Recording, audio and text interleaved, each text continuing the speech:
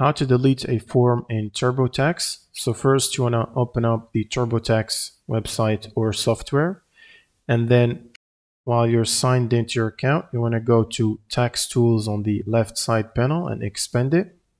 And if you're using the desktop software, it's called Forms, I think.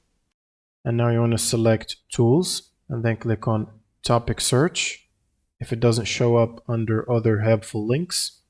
Otherwise, you can click directly on Delete a Form. And if you can't see it, just click on Topic Search and type Delete a Form. And then click Go, and it should take you to the same page of the Delete a Form.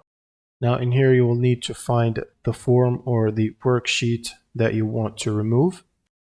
And then you want to select the delete icon or trash icon next to it, and then confirm the deletion.